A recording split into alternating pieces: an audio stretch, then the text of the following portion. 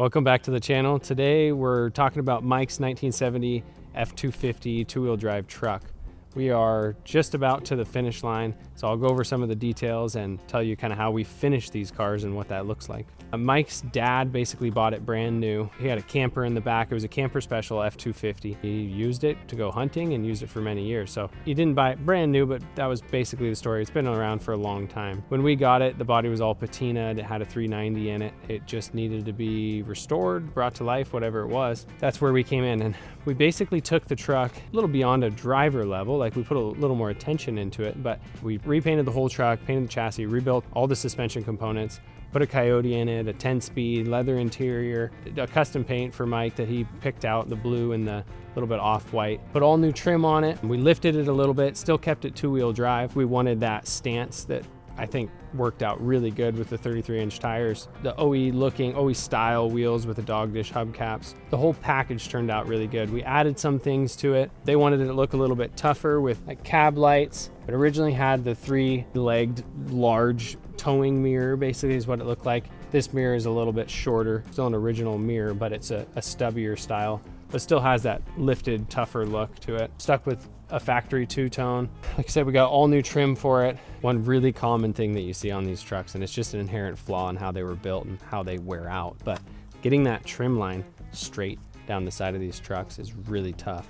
It's honestly near impossible, but we definitely took some time to get both sides looking nice and straight down the side, and you can really see it when you look down at the side profile. It's definitely just those little tiny things that we can do through the process that make the whole build look more well put together and well thought out. Because if that trim was crooked, you'd almost turn your eye to the whole truck all of a sudden. So it's important. Did some little cleanliness things like a flush mount fuel door, got rid of the one sticking out the side. It had a big towing bumper with like the diamond plate steel version, so put a smoother bumper on it, chrome bumper. Got our little license plate frame and snuck in there. That's just a raw machine one, but honestly, I like it. I don't think I'd do anything different. It's perfect for the truck. My personal favorite in these trucks is the toolbox in the side of the bed. I think these are awesome.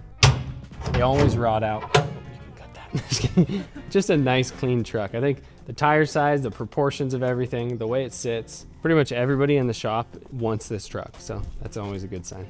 We converted it to a 69 grill, just a different look. We bought this piece of trim aftermarket, but it did not fit at all. It wasn't the right shape at all, so we're gonna send this piece out, have it straightened and polished, and then we'll Cerakote clear it and put it back on.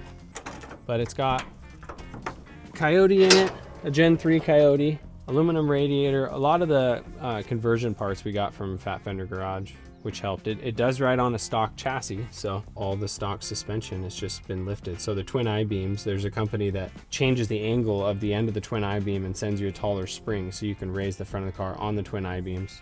Did a new steering gear. Fortunately for this truck, Mike and everybody in his family has known this truck and has driven this truck, so they know what they have, and it didn't seem necessary on this particular project to go to a full aftermarket chassis for what they wanted to do. We did do disc brakes and did some upgrades like that, and then just urethane bushings to tighten it up, a redhead steering gear to, there again, just make it really tight and drivable. We put a 9-inch in the back so we could do the gearing that we wanted. Good Bilstein shocks, should be just perfect. It's gonna be better than the way they remember it, so we achieved the goal. The Coyote actually fits in here pretty good. I mean, you can see it's kind of still dirty in here now. We're just, we haven't driven it at all. It needs to start getting braking miles. So left a lot of the stuff in the engine bay just to keep it super accessible, not trying to hide everything, every inch of it, and just needs to work good and look like it's well thought out. We need to get our engine cover on this thing. I think Matt said it best. This truck is just like a main character truck, like pulling up to the ranch. You know, it's just that it has that aesthetic and that feel to it. So it's just, we're all super happy with how it's turning out.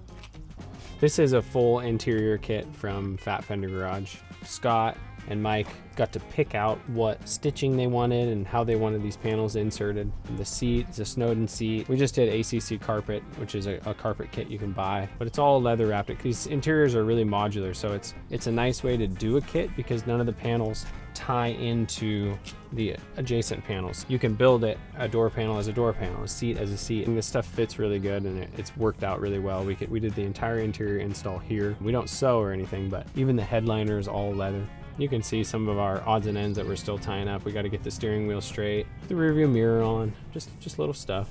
We also did that Nardi steering wheel, is just like a famous steering wheel company. It's a genuine.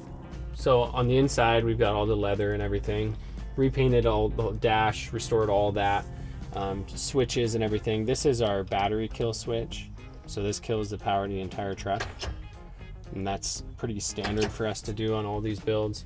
We've also got, this is a aftermarket stereo. It looks original, but it's got AM, FM, Bluetooth, everything. Same with the air conditioning. This is an upgraded air conditioning system, but it uses all the original style knobs and everything, keeping the overall aesthetic of the dash very stock looking. Even the gauges, those are Dakota Digital gauges. They've got a check engine light, they've got some additional controls and things that we can do with it, but it's still got a sweeping gauge and it looks original. So that's the theme of this truck, and it's worked out really good. I think Scott and Mike have really good taste in builds, and we really love doing projects for them, and together this is what we can create and how we can work together to make this stuff happen. So really pleased with how all this turned out.